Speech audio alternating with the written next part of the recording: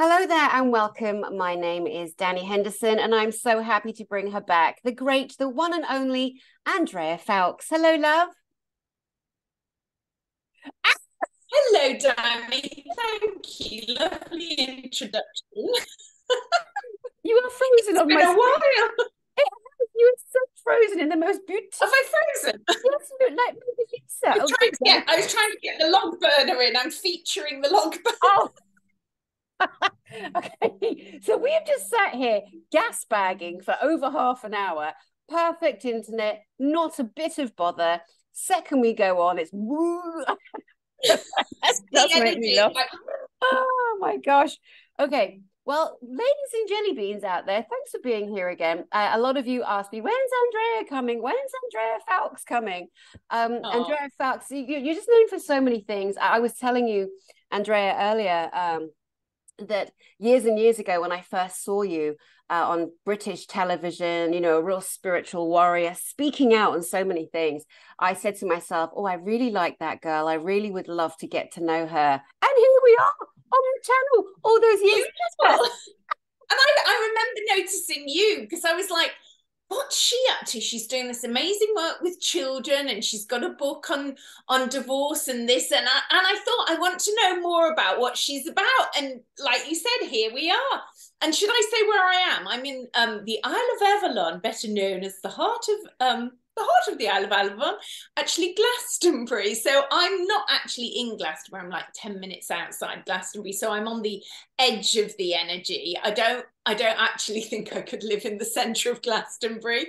I think it's a place more for pilgrimage, and I think it's quite challenging to hold the energies of living in the centre. It's the same with anywhere, isn't it? It's like Mount Shasta, Sedona, all the places. It's there's only certain people who I would even say they're like guardians of the land. They're meant to live there all the time, and there's something about their energy that's appropriate, that they're there all the time. The first time I went to Glastonbury in England, if you look at the map, and I've said this before, you've got Glastonbury, Avebury, where Silbury Hill is, which is our man-made prehistoric pyramid. Yeah, yeah. And then you've got Stonehenge on this kind of isosceles triangle, like ley lines that go through Great Britain. And Glastonbury is this beautiful, quaint, quirky town. And in the chapel or the church or the cathedral there, I don't know if it has a spire, I don't remember. But what I do remember about going into Glastonbury, which blew my mind, is the ceiling is painted exactly as I've seen in some of the tombs in the Valley of the Kings. Those gold stars, that beautiful lapis lazuli blue, similar to this, with those certain shaped gold stars painted. And when I went into the very first time I went into Glastonbury, it was around 2006, I think. I was like, oh my gosh, whoa, amazed by it, just amazed by it. There's a labyrinth there, and it's a town full of quirky little, but you're right, I felt real heavy energy and realized that people, come with their spiritualness, and some of them are a little bit misguided, as we all are. Doesn't matter how white and holy you say you are, as we're going to come to in a minute. Everyone's got work to do, and if anyone purports they don't, I'm sorry, fibber, liar, pants on fire. What do you think? Yeah, it's the energy of the people. I mean, I think the land in itself is quite pure because 2 years ago when everyone was locked away, there was only a handful of us roaming around in the first few weeks. The energy was amazing. It's the most time I've ever walked up and down that high street. It felt amazing. And then slowly the fearful people came back and the energy changed. And so, it really is. And it's not, I suppose it's not like a normal town, as in, people know about energy here. So there's always things flying across the high street, and you could get caught in the crossfire or something because people know about energy there. They do, and it's a definite pull. But I love it. I love Glastonbury, and going to the ancient ruins where people say Guinevere is buried in the abbey there, in the abbey. Yeah. Many mysteries, many beautiful stories there. And again, referring back to spiritual leaders, spiritual heritage, gurus, people that put themselves on those pedestals or are indeed put on those pedestals, like a bloke that lives in Tibet that's all over the news right now, who as a little boy was decided he was the reincarnation of a Dalai Lama and so became this. And yesterday, I'm not sure if you guys have seen it, there was a rather disturbing, what's so sad is the interpretation. However, there was actual footage. I don't think they had time to photocopy it. I've seen it. It was a video and you could hear the audio as well. So there's no debating what it was. You know, it's very clear what was said. It was very clear that, from my perspective anyway, that the child had asked for a hug and got way more than a hug. And, you know, the child didn't look very comfortable with this. And an adult in a position of authority, whoever that adult is, should... It was abuse, in my opinion. You know, you don't ask a child to do what he asked them to do. It's not appropriate of anybody, even if you were doing that to an adult, but to do it to a child is really, really wrong. But what to me is more telling, and I think that's how we should see it, you know, we want to remain in our hearts, in love, going, that's wrong, not going, you know, because they want you to get angry. I think that's what they want. But it's like, to see that that's wrong it's really inappropriate. But this, you know, this Dalai Lama seemed to be oblivious that there was anything wrong with his behavior, and that I think is even more shocking. You know, that somebody thinks that that behavior is okay. And that's how they're all going to reveal themselves, because they don't see anything wrong in their behavior.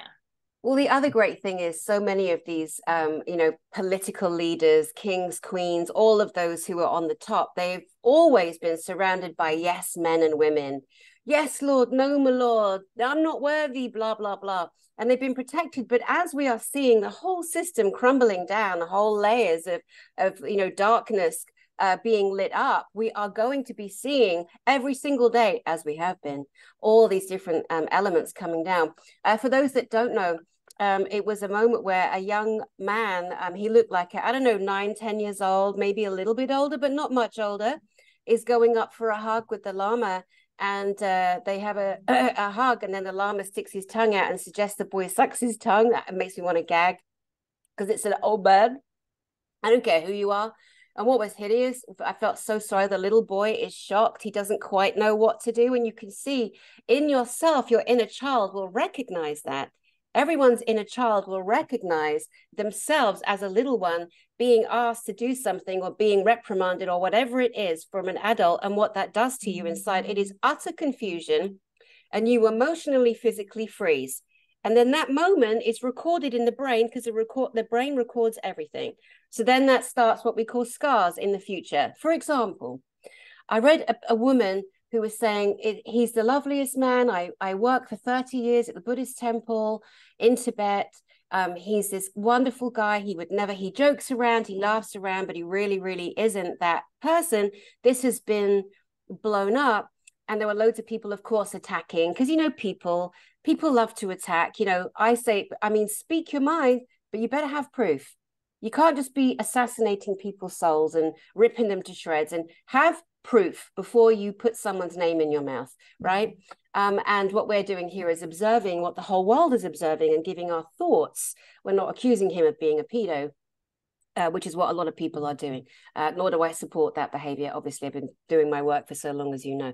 But we talk about your opinion on spiritual leaders. And for example, the guy at the spiritual conference that came to you.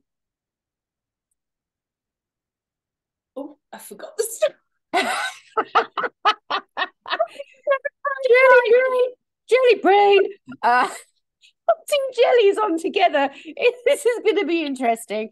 No, the guy who you was a speaker at a conference and he came to you as a client, that guy. It's like, you know, there are so many events to speak at and things to do, and it draws in different kinds of people. And, you know, sometimes I've been doing this work 22 years now, and it's like, you don't so the thing about events is, let me explain how it works energetically. So when you, like Dani creates an event, I create an event, the first people who book those tickets create the vibration for the rest of the people. So you're setting this vibration that whoever buys the ticket first, and in this occasion, this particular person did buy the ticket first, and they set the vibration for who is energetically going to come in or not come in. And then if the person who bought the first ticket then doesn't actually come, that changes the vibration again. So it's kind of like a vibrational game. And when you've got someone who's really stuck, got really low level vibrational entities attached, is hugely in a deep denial of themselves, and has lots of other health issues going on that perhaps are beyond the point of actually them wanting to heal it naturally, because that's my, my big thing is to help people heal naturally, to go inside themselves as the first port of call and have allopathic medicine as the last port of call if they can't heal themselves naturally.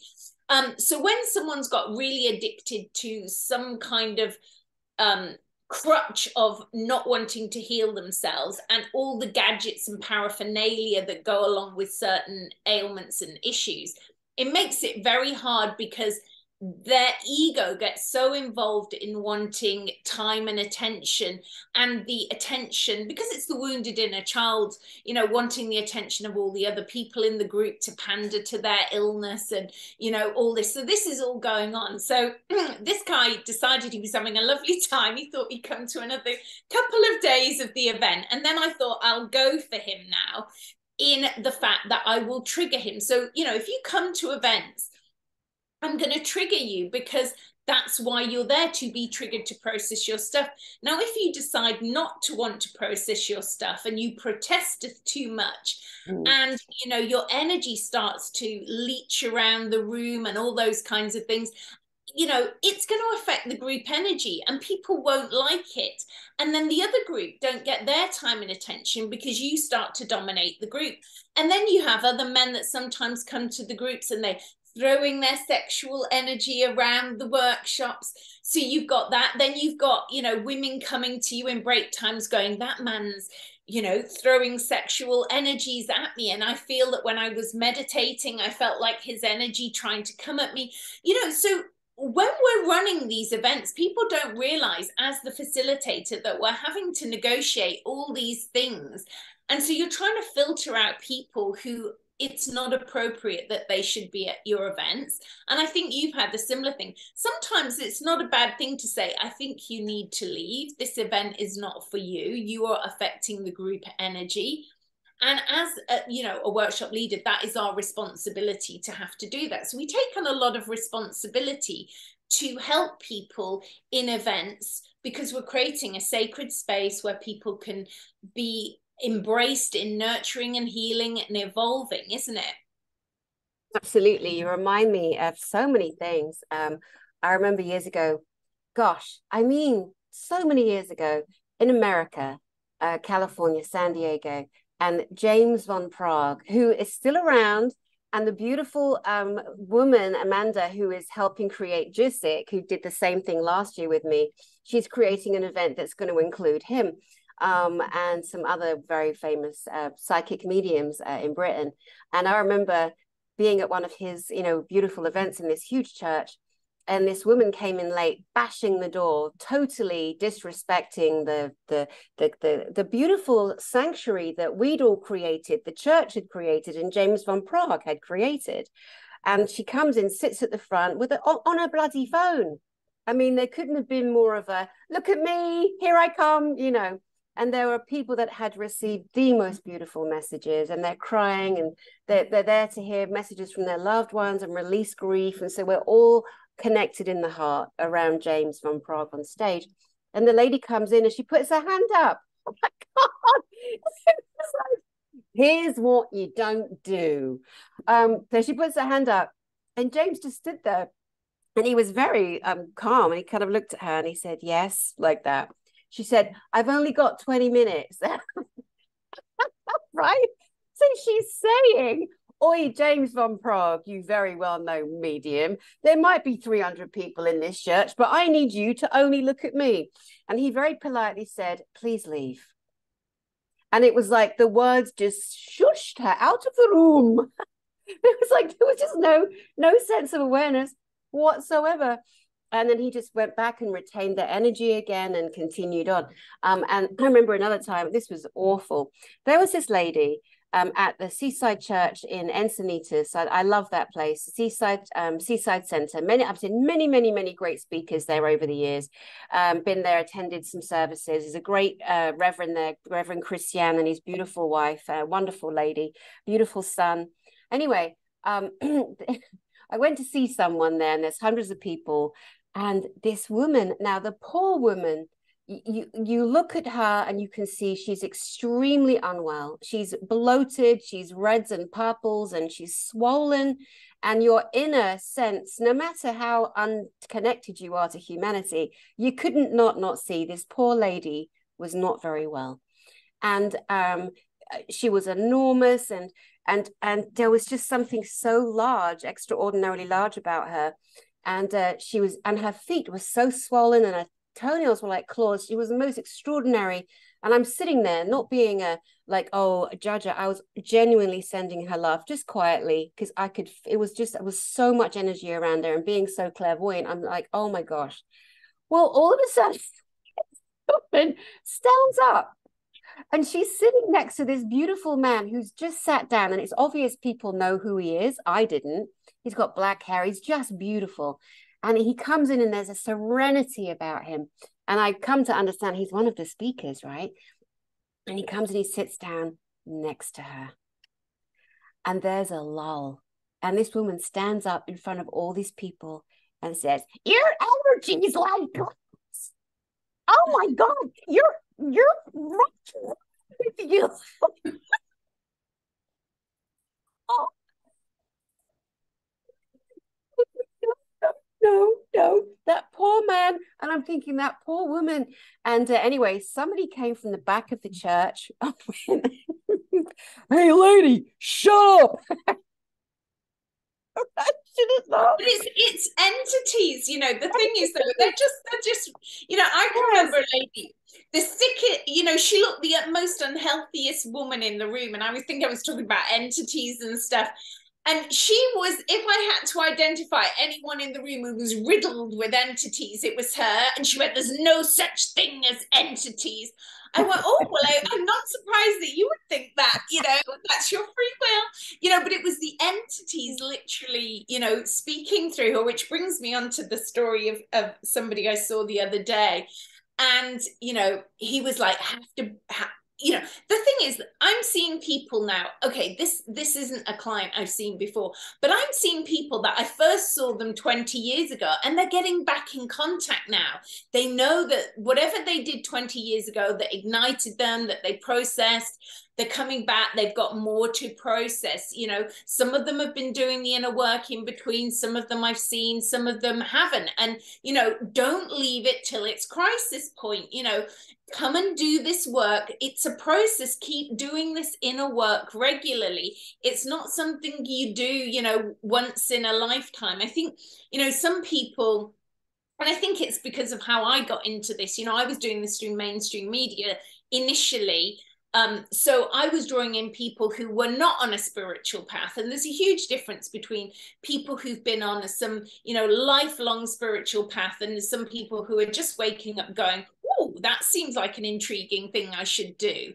But even those people are now going further. You know, they've come on a big journey. So people are going deeper inside themselves. This guy has this really, I mean, to me, it's a funny entity because it's going rah, and, you know, thrashing him about kind of thing. And his dad had learned to do regression, and this entity had terrified his dad because his dad didn't have much experience in doing regression. So that's one of the other things I'd say. If you're dealing with entities, you need to go to somebody who it just totally goes over our heads. We're not phased by anything. It doesn't frighten us. We've seen it all. It's not scary, you know. And there's not that many people who can hold that space to do this work in truth on that level and weave between inner child, past lives, ancestral, and take you where you need to go. And I think we've talked about that before, is like, you know, often I'll see people who say, you know, oh, I've tried regression before and I can't be regressed. Well, you know,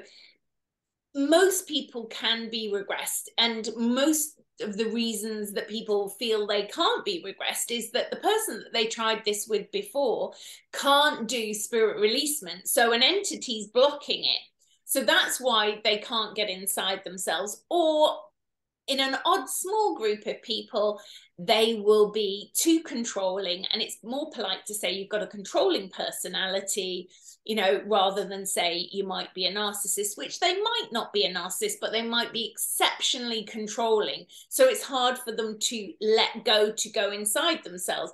And what I often say to those people, here's a tenuous link, do a guided meditation. I happen to have one of my own.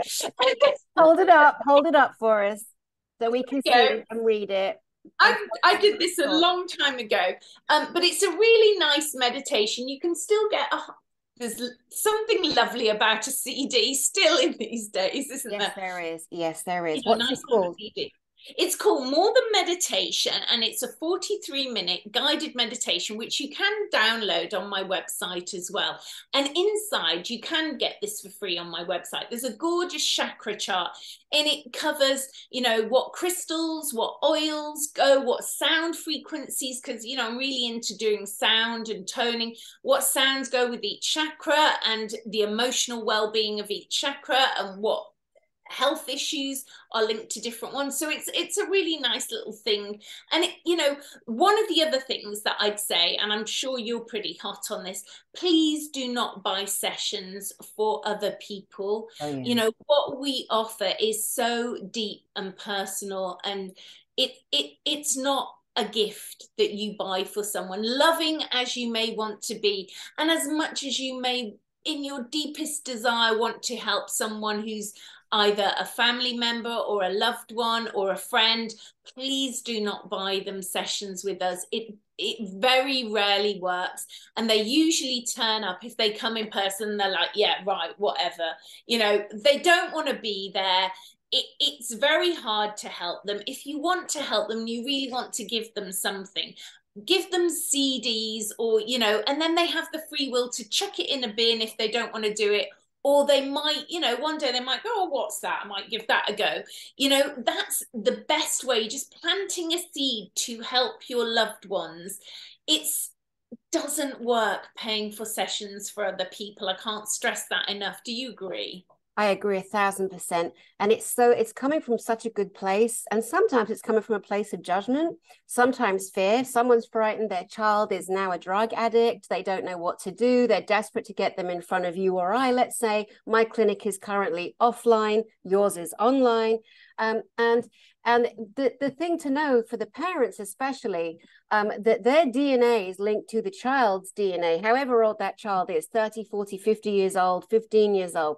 If you yourself put yourself in front of someone like Andrea and you go through your own healing, then part of that healing is going to affect the child you're the most concerned about through a DNA level, but only to a level. So it's beautiful. People want to project and they want to help, they want to say, but we're here to individually help ourselves too. And if we can't accept that, we're going to be forever martyrs or victims. You know, and the experience is in the middle, and it's recognizing that.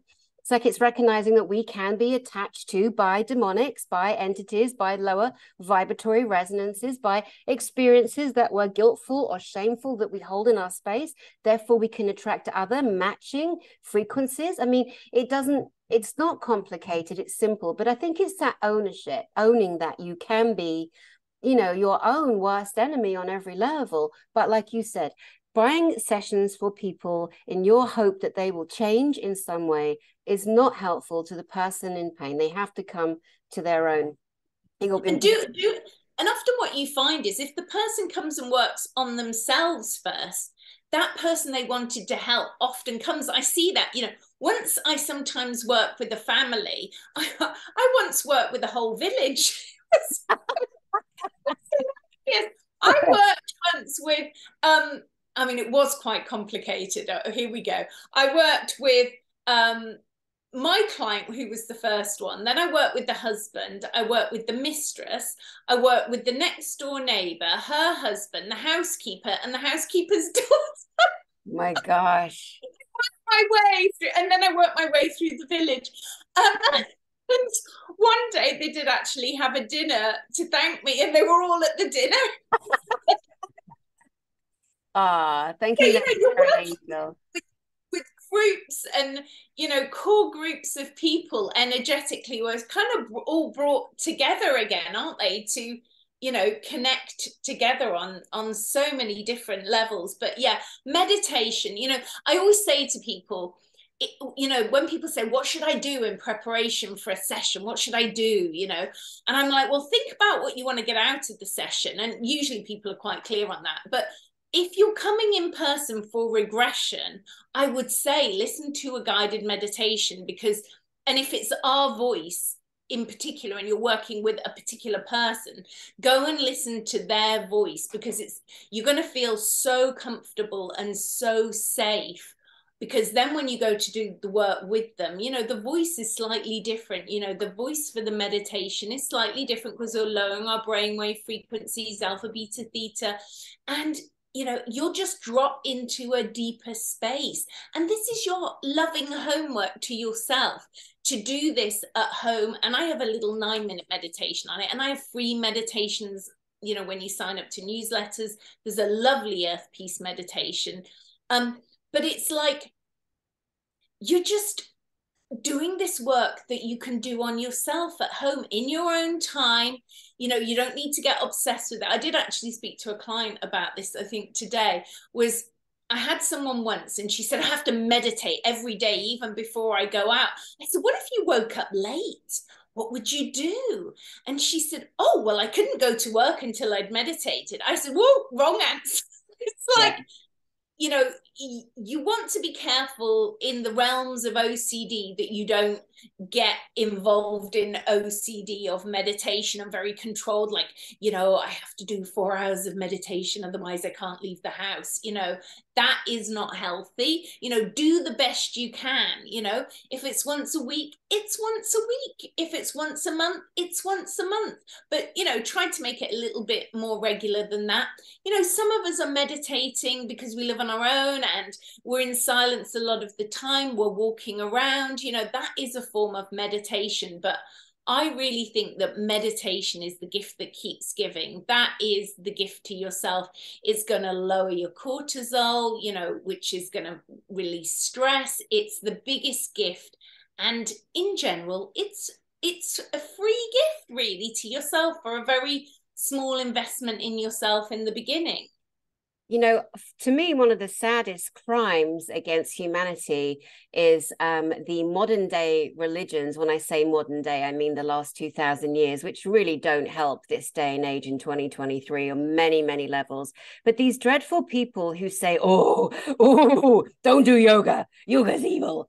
How is friggin' stretching the body, which is what yoga is, right? How is physically stretching your body? How is that harmful? All right. Do me a favor, think about that before you listen to the big label of all the Christian and Catholic gurus. That's got to stop. What about you, the individual? You're scared to stretch your beautiful body, the vessel that you are in right now, this beautiful sanctuary, this temple that you're in. You're scared to stretch your body and your limbs because you heard yoga's evil. Yeah, it's a lie. You were lied Well, to. you get that even with what we do. I mean, I don't get it nowadays, but when I worked on TV doing this, on the terrestrial thing, you'd get people saying, oh, they booked a session, okay? And then, they'd say, oh, I've got to cancel it. I told my family I was coming to do some work with you, and they said it's dangerous and I mustn't do it. And it's like, that's just a sign of how disempowered you are, that you're giving your power away to other people. And this is the time, and this is why we talked about, don't give your power away to these spiritual leaders. Nobody is more powerful than you standing in your power and your divinity and doing your inner work. There is, no such thing as fear. There is discernment and there is integrity, and there's all these emotions that we're working through. So that what is your intention? Often when I'm working with people recently, I've seen a lot of people coming back and, I'm like, you can't hold that much, the hardest vibration of emotion for people to shift. The one that is hidden is shame. You've got to get to the origin of shame. And when you find people going into the origin of their shame, whether it's a multitude of things, past life, often the origin of the shame is often in a past life, and then it's got compounded in this lifetime, and their parents have shamed them in childhood, which is a terrible thing that parents do. But parents do shame you. My parents used to shame me with, we come from that age group where parents would go, if you don't behave yourself, I'll pull your pants down and spank you in public. Oh my God. That's dreadful. Oh my God. But it's shame. It's shame, to say that to a child. You're shaming a child. Hopefully that doesn't happen so much nowadays, but in the 70s, a lot of parents did do that. It was like trying to shame you when actually their behavior is actually what's shameful, but they're probably just copying what their parents did to them without the thought of considering, is this appropriate behavior? And I think now parenting has changed so much, isn't it? And parents are more conscious of being more loving, more kind, more benevolent.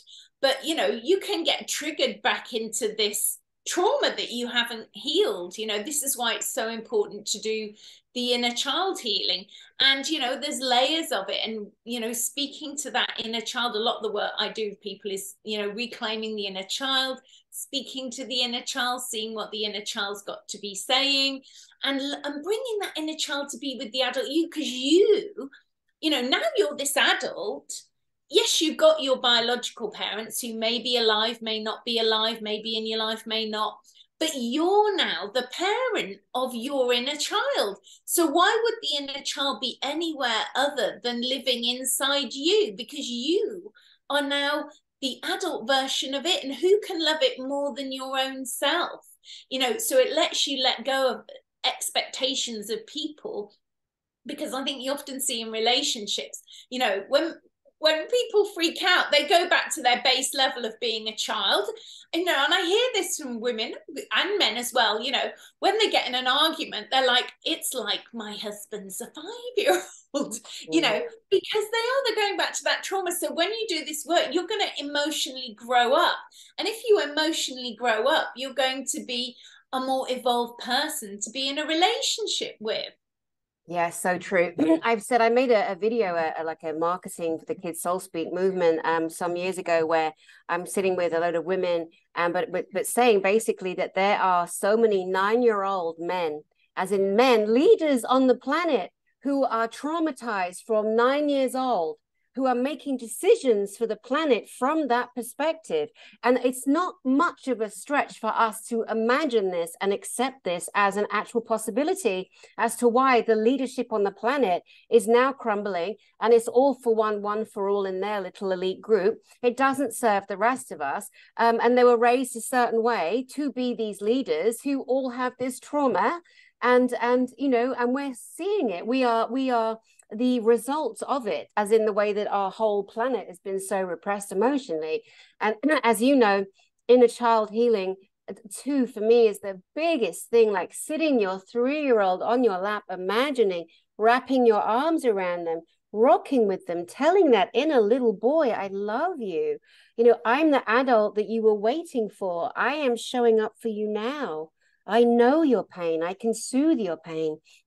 And Andrea, as you know, a few years ago now, I was in a deep mental zombified state of grief.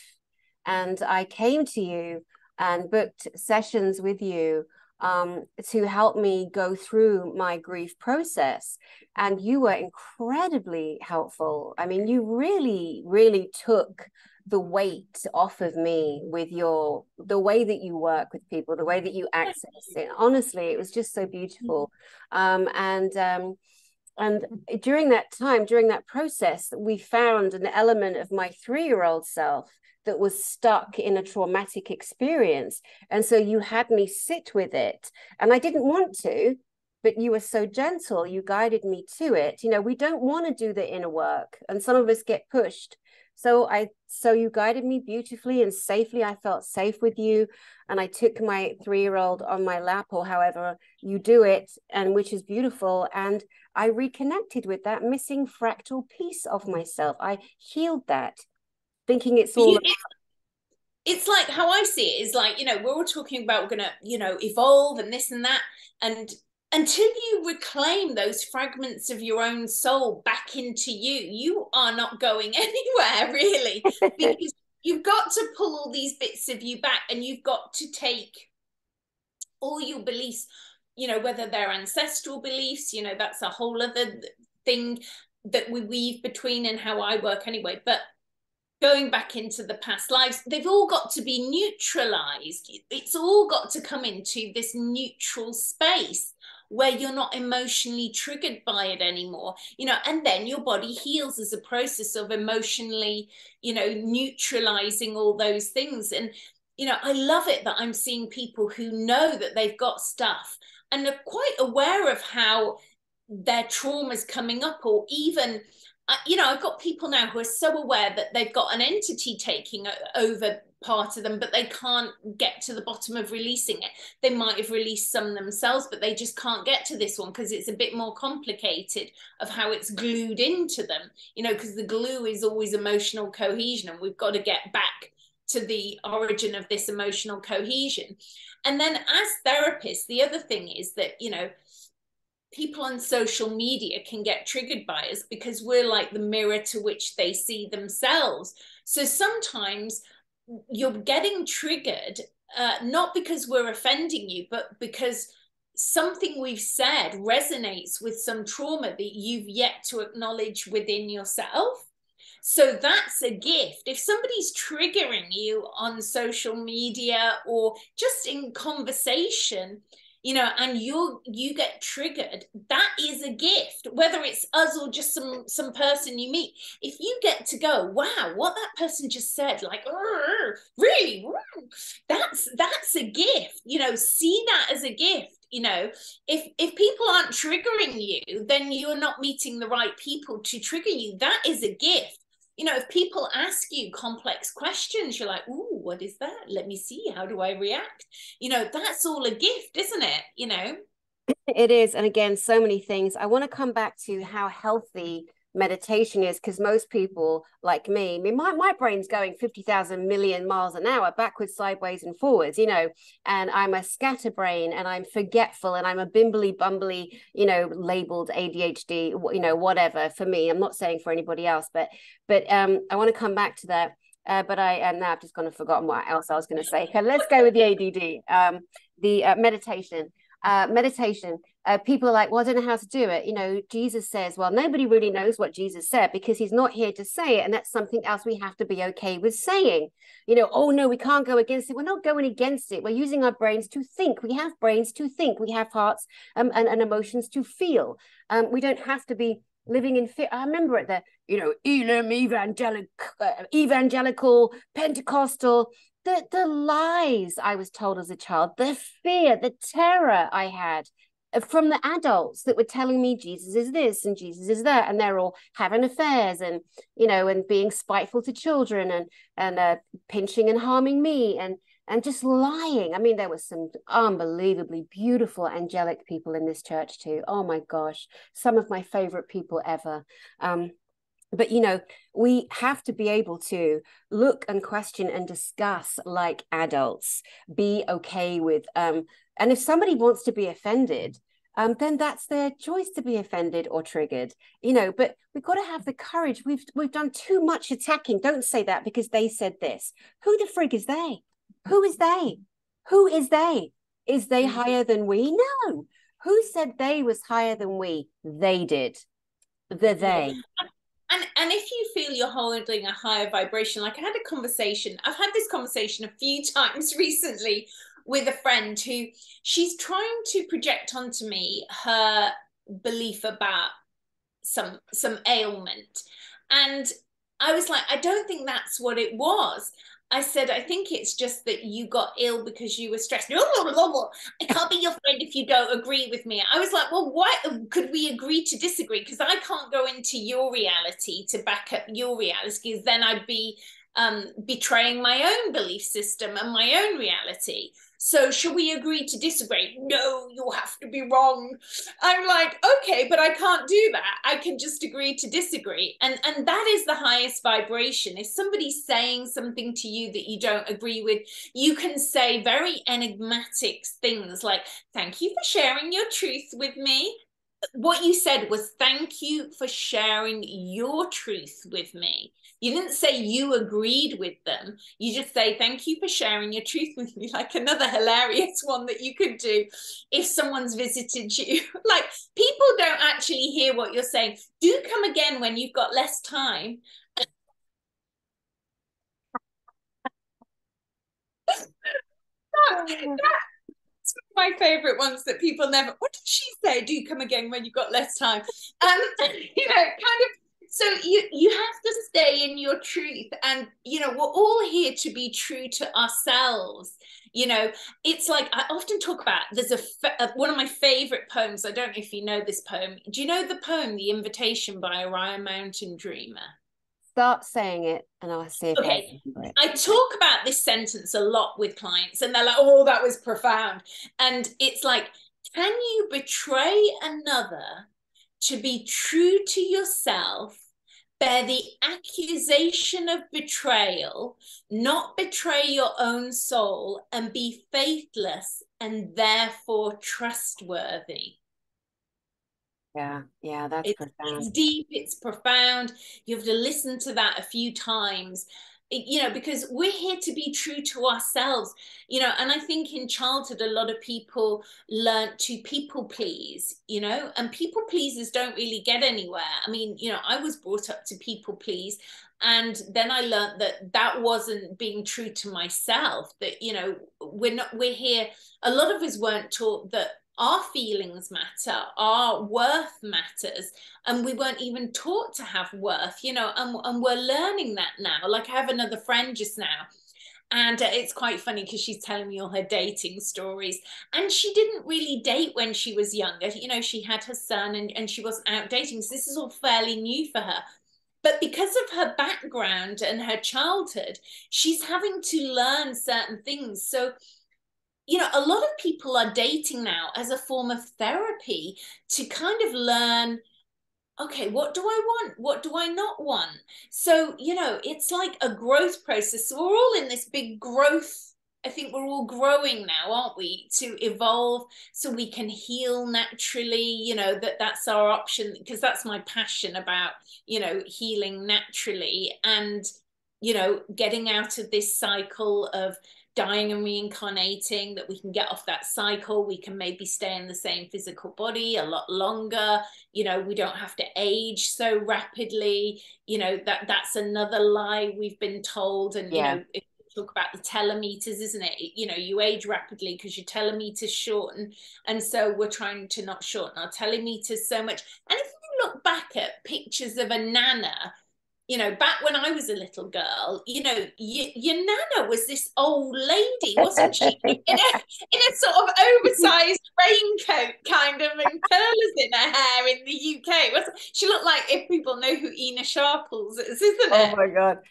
Oh my God. Yeah. Nans, grannies. It was like hit 50, there you are, off you pop. You know, you've had kids in your teens and early 20s, and now they're in their 20s, they're having their own kids. And yeah, they used to wear these headscarves and coats, and yeah, and oh my gosh, and have the gray haired brigade. And now, like, I look at my mum, you know, she's 80, and she's gorgeous, and she's always had her dark hair, so she colors her hair. She's not really that gray. She's amazing. I don't even know how she, you know, these big green eyes, and you look at her 20 years ago to now, she's barely changed. But also, not saying this is for everyone, but she's also vegetarian. She doesn't drink, she doesn't smoke. And so who knows, who knows, this is their own kind of good kind of DNA genetics. But no more do we think like the days 20 years ago where refusing, most of us, we were given a timeline, we were programmed with a timeline that you're lucky if you live past 72 if you're a man. Disgusting, evil, and shame on those that put that into effect, because it was an engineered program into society. You retire at 65, you'll get to enjoy your money for maybe 7 years, and off you pop.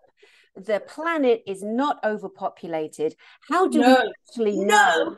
How do we actually know for sure that there are 8 billion people? Well, the consensus. Who runs the consensus? Who counts the people? Okay. I don't think we're overpopulated. I think we're, and there's so much more earth. How much of the earth is not lived on? Come on. It's all hidden. I mean, I don't believe those maps are true. They've hidden part of the earth from us. I think we're badly distributed, perhaps. We're badly spaced out, kind of. If I go to some places, like people, like, where I live, we're quite sparsely spaced out. As a child, I was brought up in Cheshire, and it was quite more sparsely populated, but it's getting really densely populated now in sort of the area where I was brought up. And like Stoke-on-Trent is the next county, and that's really squashed up now. But then when I look at where I live here, it's quite spaced out. So, and we've built houses where we shouldn't have built houses, on floodplains, so that's, without wisdom to think about these things. And actually, the other day, it's quite interesting. My friend, he does dowsing and ley lines of energy. And he told me there was an energy dome behind my house here in the field behind me. So I went over there, and it was like, when I stood on this energy dome, this like chanting came through, more like Native American chanting. So I was just letting it happen, going with the energy. And it felt really beautiful energy in the corner where he told me this energy dome is. So, it's where you live. Be true to yourself. I had a client. Oh, here's another story. So I had this client the other day, and she's on Skype, but I don't look at people on Skype, so I'm just using the sound frequency. Even how Dani and I work, we have to really trust what we get. Totally trust what we get. So I'm saying to this lady, 60% of your issues are from your inner state of being that you've got to process, but 40% of this is really linked, wow, to where you live. You are on and I thought, gosh, it's quite harsh to tell someone, you're on quite a dodgy energy grid of where your property is. She went, oh, it's funny you say that. I had a geomancer come, and he said the same thing. I went, when did he tell you that? Oh, years ago. Okay. See, you have been told that this energy where you live is really not good energy. Your health has spiraled really downhill, and you have made no attempt to leave this place. So there becomes a level of personal responsibility. If the energy is that bad, and people have tried to clear the energy, and it's still just a bad fault line, you're on a geopathic stress, it's a dodgy fault line, get out of there, sell it, let somebody else take it, get it cleared, get the energy cleared, do the best you can, but move on. So if you stay there and your health starts to spiral down even further, who's to blame except yourself? I mean, in terms of tools for people like that, because people are so repressed and terrified and squeezed down, because that's what the non-elites, the deletes are being deleted, but they want us in this state of fear the whole time. So we feel hopeless, useless, and could become dependent on them.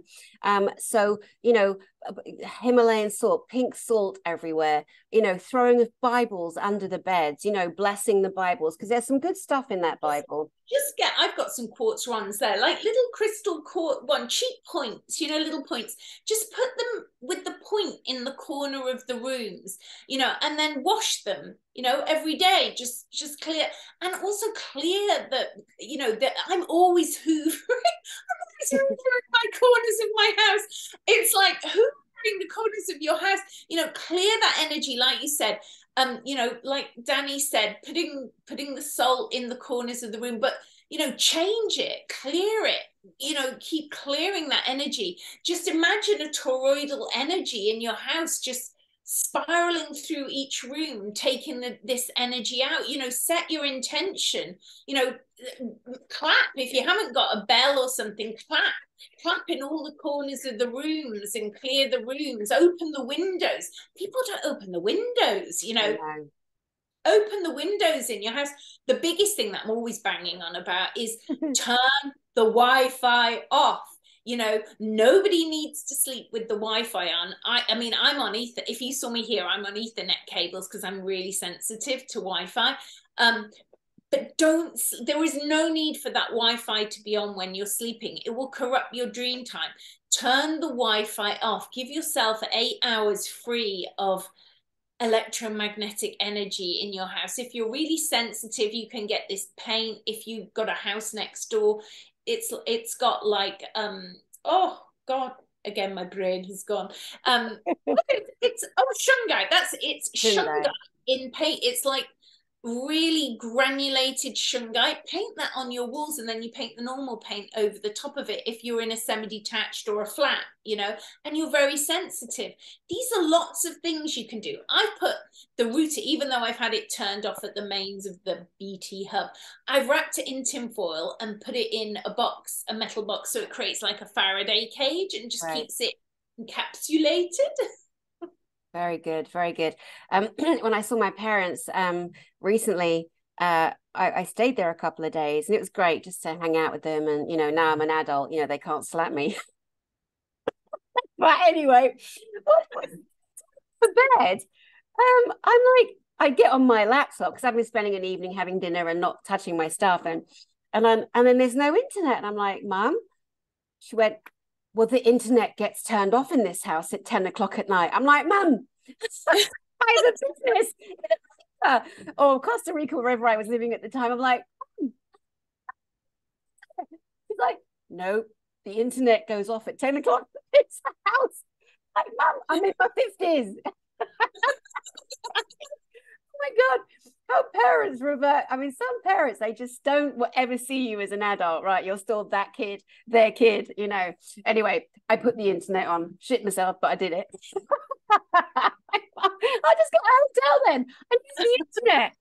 Oh dear. But yeah, no, you're right. There's no need for it to be on at night. There really isn't. But you try telling that to people's kids and teenagers, or those of us who first thing we do in the morning is on the phone. Last thing at night on the phone. It's beside the bed. It's in the bed. It's on the bed. I mean, it's a crime that the emissions coming off. But again, people know, but they don't care. And this is the thing as well. We know, we're told, but we don't care. TikTok is the biggest, like Google is a massive surveillance machine, right? Facebook is a reptilian technology, right?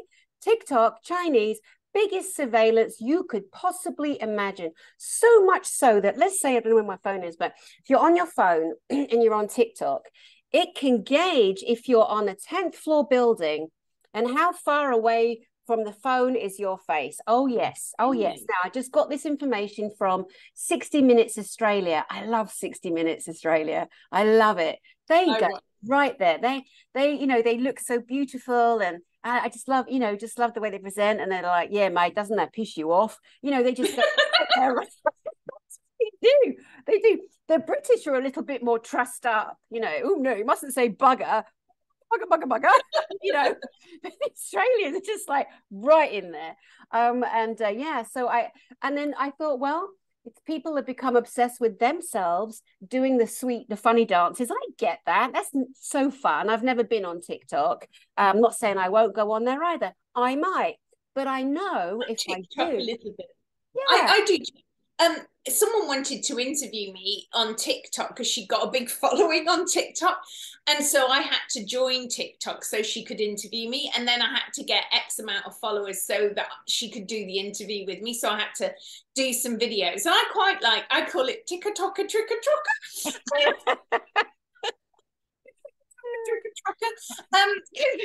You have to do it. I mean, it's like 30 seconds or a minute. I like that because it's like doing sound bites. You can get a lot of information across in a minute. And you could do, it's your free will what you choose these mediums for. And we can use it for really beneficial stuff. I think one of the highest little videos I got on TikTok was one about saying that you chose your family to incarnate into. People love that one. They all watch that one. So it's like you're just putting little sound bites of information. And the other thing is, I mean, I know we're talking for a long time now, but in general, people's attention span these days is really small. They can't take in a lot of information anymore. They're getting dumbed down. So, if you're going to try and help everybody, you've got to find a medium. And, some people like TikTok, they like, it's a lot for, I find it a lot as one person. I don't know if you find that, but it's a lot, it's a lot of ways people can communicate with you. And you've got to be monitoring, TikTok, Instagram, Facebook, Messenger, text messages, the mobile phone, YouTube. It's a lot. Yeah, I can't be doing with it. I don't overwhelm on that at all. I know I have my beautiful channel here. I feel like I'm doing the greatest possible help and support, bringing people like you on. And we're having a conversation. I'm not interviewing you. I've done that. We've got several interviews, but as friends and therapists, we come to share information in the hope that this might support, and in the knowing that this will support, not just the hope. Because I always feel with the word hope is always out there in the future. You're always hoping. You're not landing it. You're not in the I am present state of mind, or the I know that. Absolutely. And I'm always saying this to people about affirmations, and even when I broke my own ankle, and people have heard my story about, I healed that myself. I was like, no thanks to the surgery, I'll just sort it out myself. But I had this affirmation table. It was like a shrine to my healing of my ankle. It was like all kinds of stuff on it. But I was very clear, and I put things like, climbing Glastonbury tour, and I put the date. I put January 2022. It's very clear. So when you're doing that, and you must do your affirmation post-it notes for yourself, and be very, very clear of putting a date on it. There's a timeline where this has got to have manifested by, if it's linked to your health, because otherwise, you're just moving your healing into the future. You really want to set your intention for soon, the same with abundance, and it is a Bashar saying, but I do love this saying, which is, abundance is the ability to do what you need to do when you need to do it. Not a moment before, not a moment after. And I've been very blessed to naturally, organically have mastered staying in abundance. It's just been my natural flow of being in this incarnation. I've not found myself in, poverty street, even though I didn't come from a wealthy family and my dad didn't work since I was 11. But I can remember getting on a train at Crewe railway station, and I was probably 17, 18. I was going to London on my own, and I had this thing in my head, and I know it was what I would call how you have those defining moments. And I can remember thinking, I cannot rely on my parents anymore. I have to totally take responsibility for my own life now. And it was like a mission statement to myself and to the universe. And, from that moment onwards, I flowed into taking responsibility for earning my own money. And recently, I've come across a lot of people who, they may even be working as therapists themselves, and I honored their truthfulness in what they said to me. And they're struggling. They're not earning a living. They're really struggling.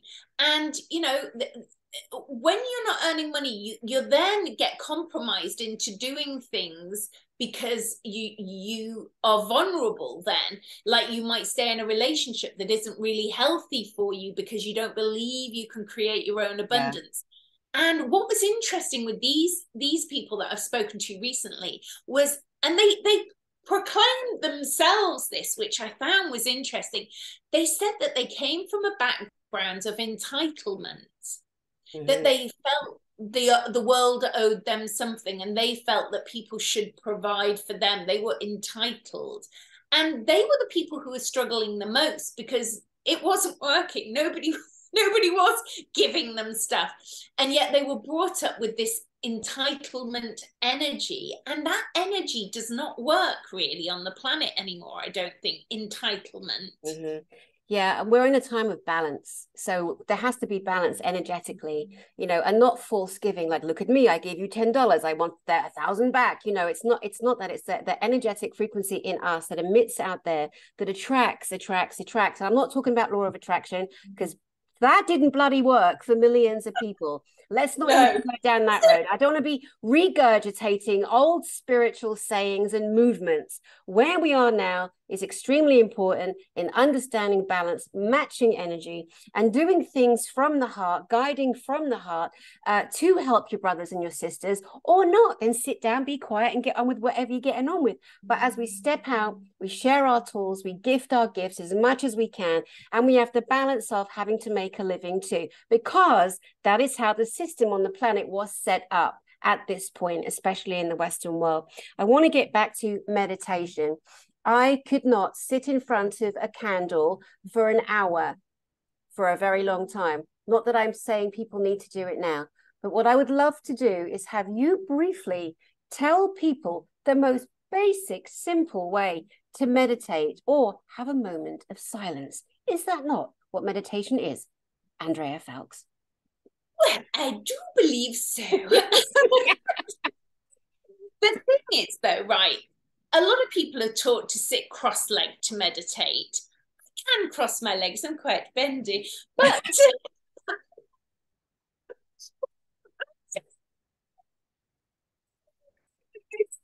I'm hypermobile.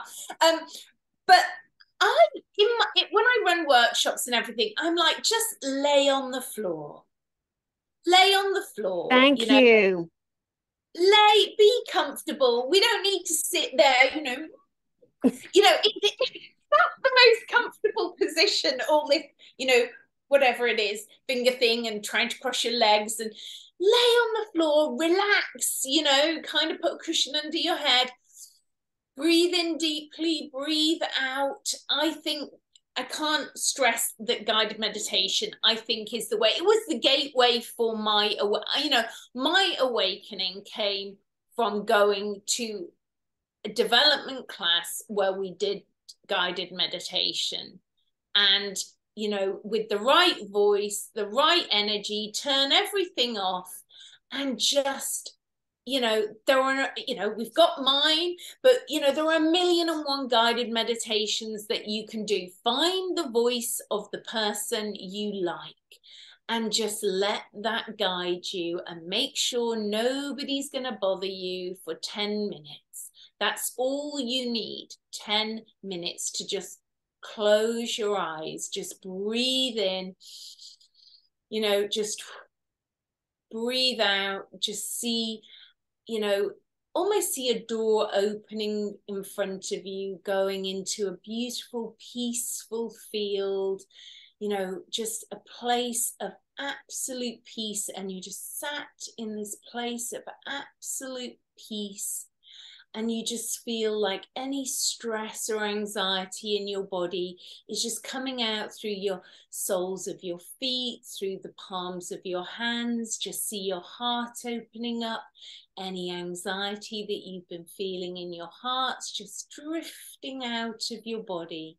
Your stomach's opening, your solar plexus, any anxiety that you've been holding, just drifting out of your stomach. And just let that feeling just drift away.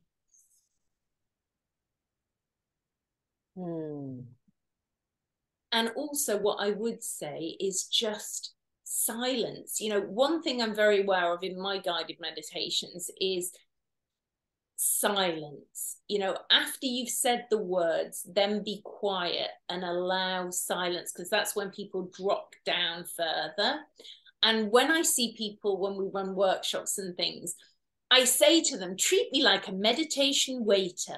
That means that you're all here together. You tell me what you want for your meditation. What do you want me to include in? So they all chip in what they want. And then I will tailor make that guided journey for the group energy of the words and the experiences they've said as a group energy that they want. Beautiful. Beautiful. And that's nice. I love it. Also, it's good for people to know that going for a walk with no phone on, dancing your arms and legs off around the house, these are also forms of meditation. Preparing a bath for yourself, running a bath, lighting a candle, putting bubbles in it, putting flowers around it, having some classical music, for example. This is also a form of self-ritual, honoring, loving attention. Whether you live alone or not, laying a place at your table, your dining table, your little table, a placemat, a napkin, a knife, a fork, a glass, something to honor self. Taking 15 minutes, setting a timer if you need to sit and read a book that will greatly educate you in something that we're interested in knowing. For example, there are many, many ways of meditation, and so many are put off because of the religious fear-based threat, which is what it is, religious beer. It certainly drives people to beer. A religious fear-based thought program from religion that doesn't allow you to expand on the ancient knowledge of humanity, of the ancients that lived in harmony with the planet, with themselves, before religions came along and said, no, my gang says this, my gang says that. If you don't follow my God, you're going to hell. You're doing this. I'm going to kill you. Before any of that shite came in and destroyed the beautiful, pristine person, the human, the being. And we're all finding ways of getting back to our core selves. And that's some of the ways that we can. Now, I do like to bring something extra special to my beautiful audience. As you know, our beautiful audience, the beautiful audience, you know, and the people that we look at, you know, you're our audience out there too. Let us just bring something brand new for some people, just for a couple of minutes before we close. The Shiva Lingam crystals, please. Oh, hold on. Wait 1 second. All righty. All right. I'm going to bring my favorite. Actually, I'm going to show you something else. All right. I'm going to give you a minute to pick them up, and get such. Oh my gosh. So, guys, the Shiva Lingam, Shiva is one of our beautiful Hindu deities, gods, if you will, and the Shiva Lingam is only found in a particular river in India. There we go. I'm going to put you on full screen now, Angel Cake. Oh, this is heavy. Hold on. This is my favorite Shiva Lingam. The darker color symbolizes the masculine energy, and the gray is the feminine energy. They're all unique and individual. They're really grounding. I have really enjoyed the energy of having these in my house, and I feel like it shifted something, you know, God, like a dragon's egg. They're so heavy, but let me just show you another one. Okay, so this one is a really masculine one because it's all mainly dark. So maybe depending on what you need in your life, and don't think they have to be that big, because there are smaller ones and even smaller ones. From little dragons. But they're really, they help, I think, with meditation and grounding. And the good thing is with these, you can't really see me doing it, but, you know, put your feet on these crystals, you know, that they're really bringing in the divine feminine, the divine masculine. You know, if you feel you need more masculine energy in your life, then maybe get a darker one. If you feel like you need more balance in your life, try and get one that's, you know, a mixture of gray and the brown together. And just you know, it's so grounding. It's literally like, I feel like, you know, when you go under the tree and you feel like, oh, that's really earthing. These are really grounding. It's super, super grounding to have these crystals, and they're not that expensive. You know, you see some crystals and they're like thousands and thousands of pounds. You know, Shiva lingams are not that expensive, considering that we're selling them in the West and they've come all the way from India, from a sacred river, you know? Yeah. And it's one of the, sacred mysteries, it's been said. And I love how the Shiva lingams have become dispersed across the planet, because they are revered very much from the ancients in India. And there was a time where they were terribly expensive, and now things have come down, and things are being shed. It's like if the lapis lazuli, one of the only mines said to be, is in Afghanistan, and there are other areas around the world where we're told you can only get these sacred crystals from this or this or this, which is true in part. But I love that there's much more of an awareness now. And of course, again, getting back to the religious fear programs, which it's time to really, really just kind of put on the table and be okay with it. That someone could say having a crystal is evil. That is a lie. That is a wickedness upon you, a wickedness upon you. A crystal is in every watch, calculator, computer. It is in our own physical body. It's in your body. It's in your pineal gland. What? You've disappeared. We're going trick. I hold the crystal and I teleport away.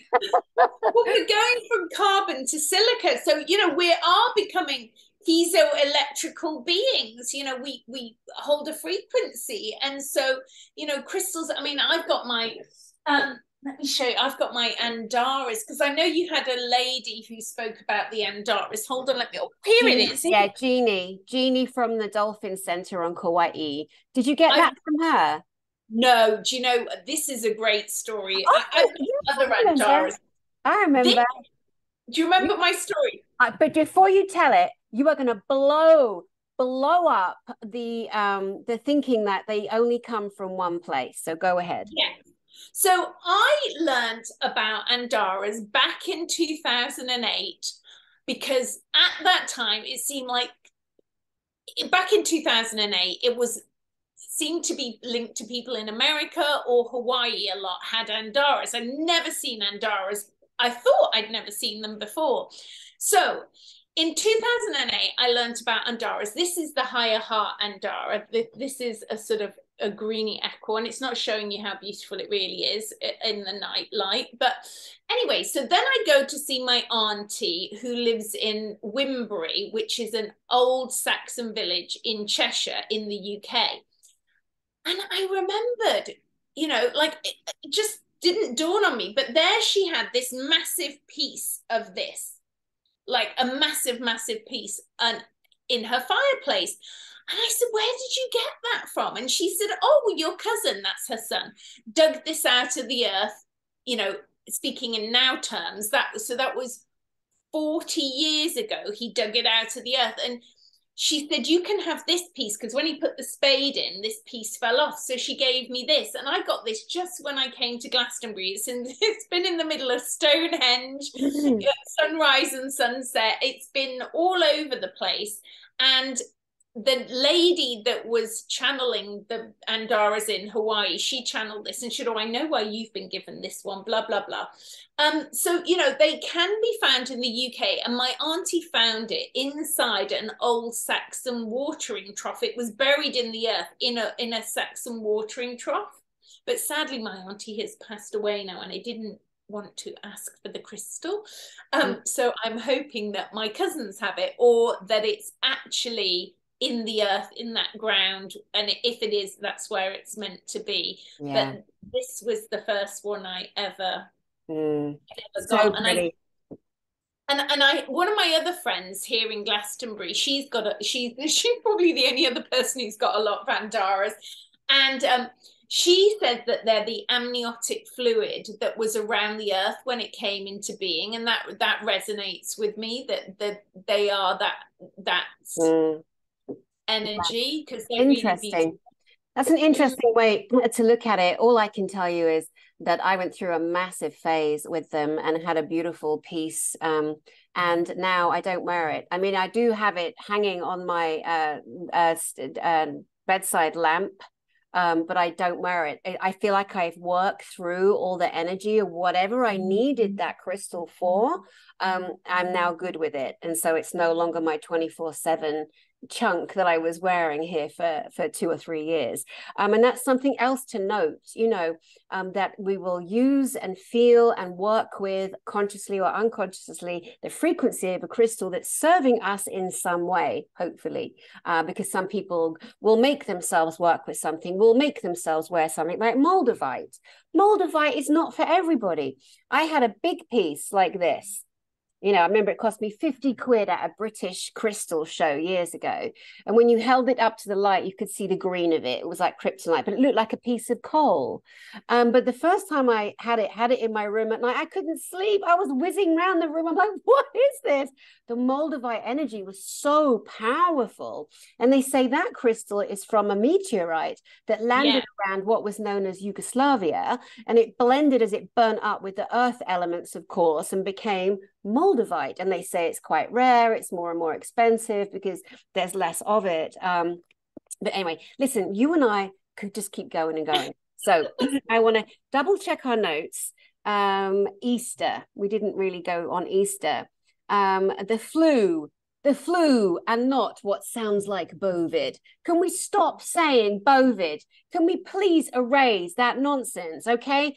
Because if we allow that to become part of our thesaurus and our dictionary, we're never going to escape the sadness and the death that it brought. You're being mind controlled to what I have an issue with is people who were not using that word, didn't buy into it 2 years ago, were totally, I'm not into any of this. And now they're saying, I've just had Ovid. How can that be? You didn't believe it 2 years ago.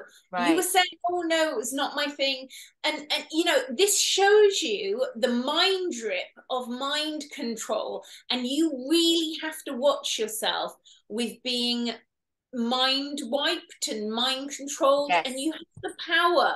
This is your power. This is the time on the planet where, this is where we split with people. You either take control of your life, and it doesn't take that much responsibility to take control of your life by being a conscious observer of what you choose to engage in, how your vocabulary, which is being mindful of what you say, how you describe yourself, how you describe anything, and always speaking of yourself as if you're healed, always speaking of yourself in a future tense of positivity.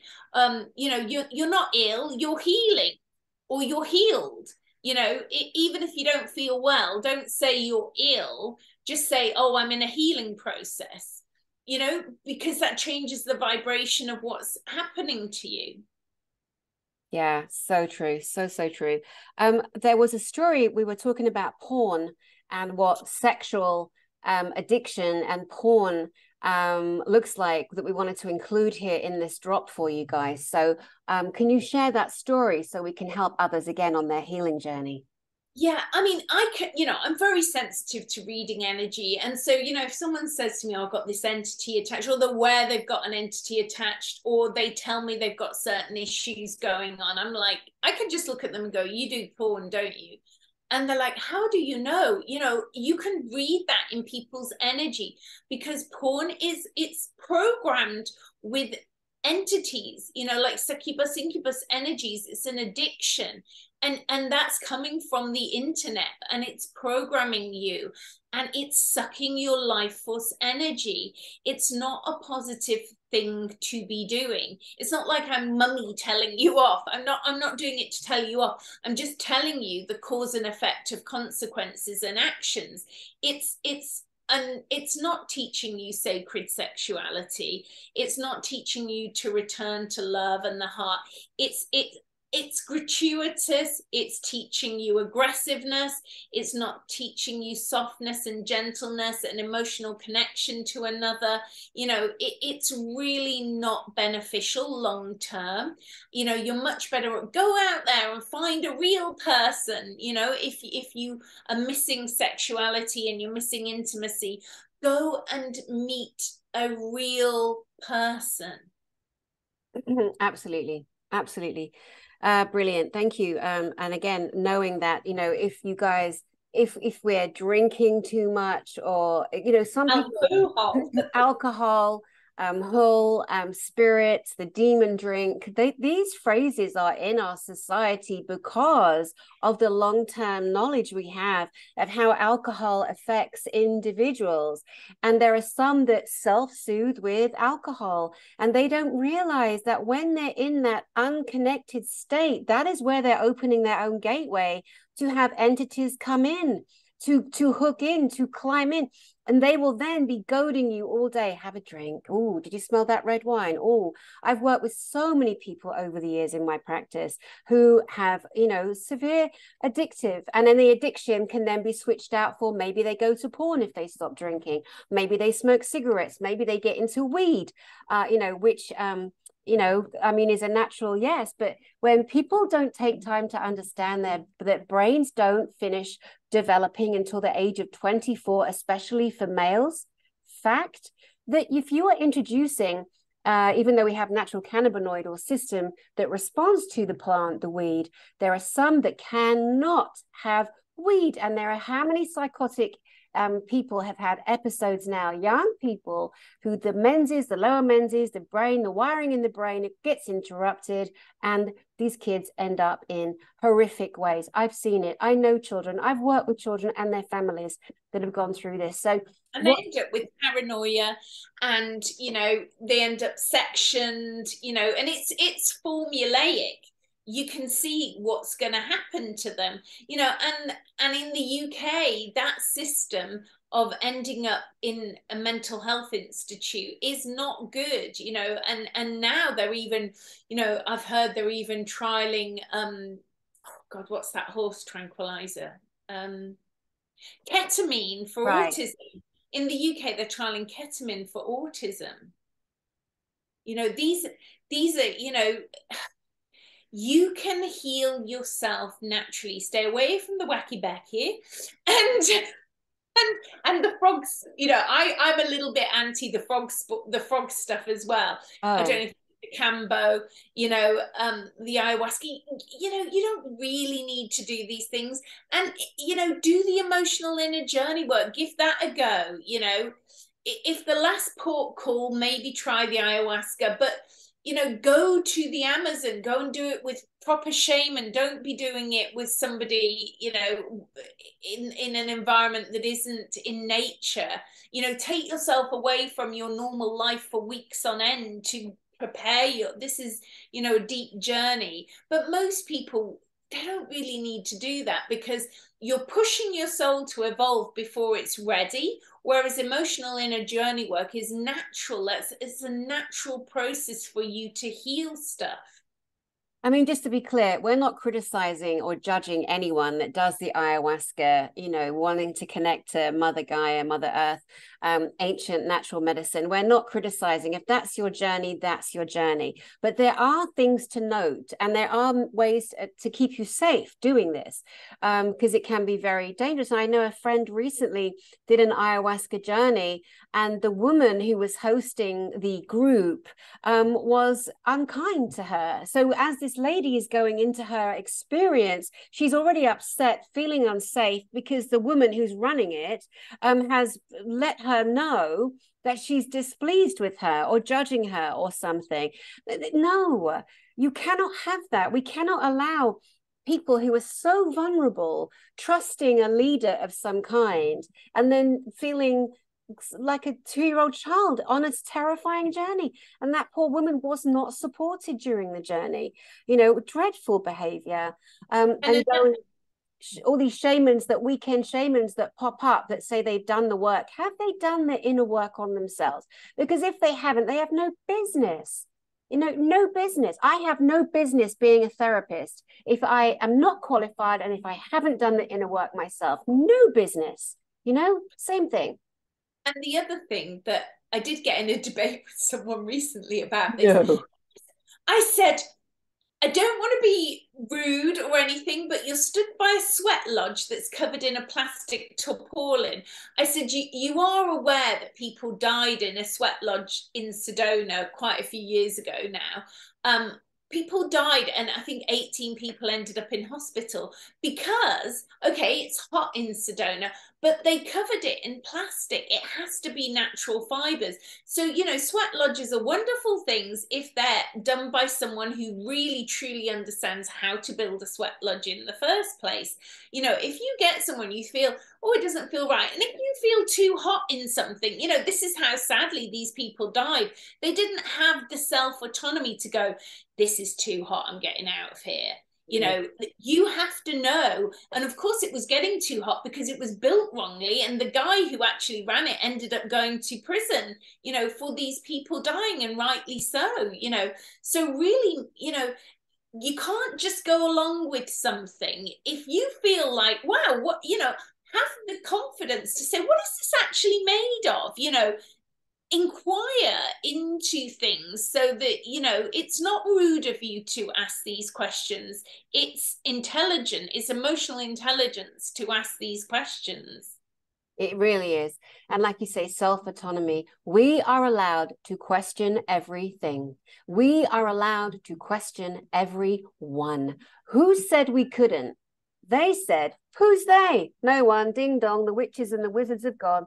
Let's just step into our own beautiful power. It's not being rude. Stop being a 5-year-old. You're not 5. You're older than that, which means that you get to ask questions about your safety, your spirituality, your world, the systems, and that's it. That's it. Andrea, it's always such a joy. You're going to have to come back because we've left things off, like the Phoenician knowledge on Portland, Bill, the tunnels, like all of that good stuff. That's where I was yesterday. That's I know.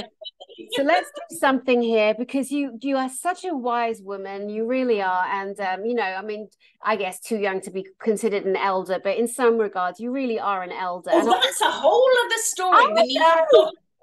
I hate that word crone. Do not.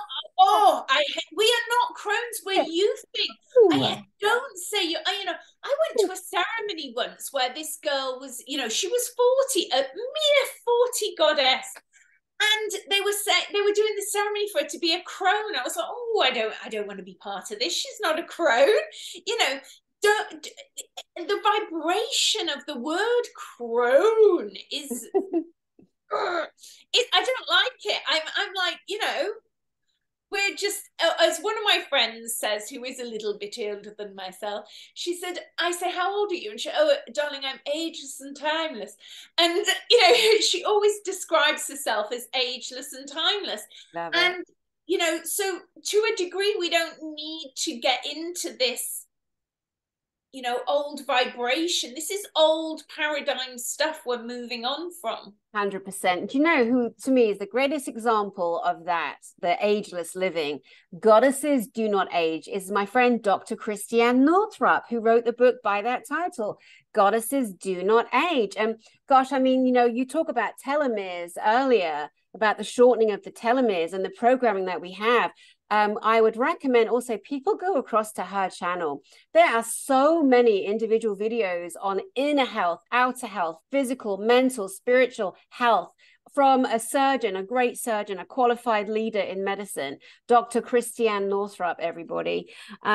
So my love, I'm going to say to the people in the live chat here, that if you would like Andrea to come back soon and continue with her knowledge, please put a 1 in the live chat. And well, if we see lots of 1s in the live chat, then we will definitely come back soon. And you can also ask in the live chat and the comment section too, under this broadcast, if any particular subjects that you might like Andrea and I to discuss, because we are in here to serve you. We are here to bring you as much information as we can, as friends, as therapists, as women, as beings in this time of ascension. Andrea Foulkes, my darling, I'm going to let you deliver final words, please. Oh, thank you, Dani. It's always a joy to talk to you. And I love your viewers. You know, they're such lovely people. Like I said, you know, different people bring in different energies, different people. And yours are just such beautiful people. And, you know, the thing that I can tell about everybody is they really are doing that inner work on themselves. They really want to evolve. They don't want to be stuck. So, you know, I've got loads of free videos that might help you, and light languages and things on my channel as well. And then the free meditation you can do as well. Give it a go, you know, see if you like my voice, because our voices are different for meditation with the free ones. And if you like that, then you can download the other ones. So, you know, Dani's doing such amazing work in the world. You really, really are, you know, and to see you, you know, take off, like, you know, and how well it's gone is truly amazing. You are a formidable force to be reckoned with. I'm a Scottish Highlander lassie with a wee bit of Welsh, indeed. Yes, from the Highlands. Yep. We're in Wales, and my ancestors are from Abergavenny. Abergavenny and Swansea. Are you joking me, love? You can't believe that. Are you the same? It's yes. Don't be there. We're related. Oh, you never know. You never know. Yeah, that's why we all find each other. That's why we all come back together. And we're like, no, to the masters that put themselves there. It's like, get off, get out of the way, move along, small one. You did a shit job. And so we are coming forward to do the job that should have been done, which is uniting humanity, empowering everyone, shining the light on the dark. No matter how much of the dark comes at you, keep shining that light. And everyone, keep shining your bright, beautiful light. And don't tell yourself you don't have one. Don't be a martyr or a victim. You know, shine that light. Shine. Exactly. Shine wherever you are. Be confident. Yeah, totally. Be confident in your spiritual path and being your truth of who you truly are. Yeah, absolutely. If anyone thinks to themselves, my light's not bright enough, her light's brighter than mine, then you're being a deliberate on purpose victim, because no one, not your mum, your dad, your husband, your wife, your whatever, Trevor, your whatever that you put over you, they do not have the right to dim your light. They do not have the right to dim your light. So shine bright, beautiful ones. Yeah.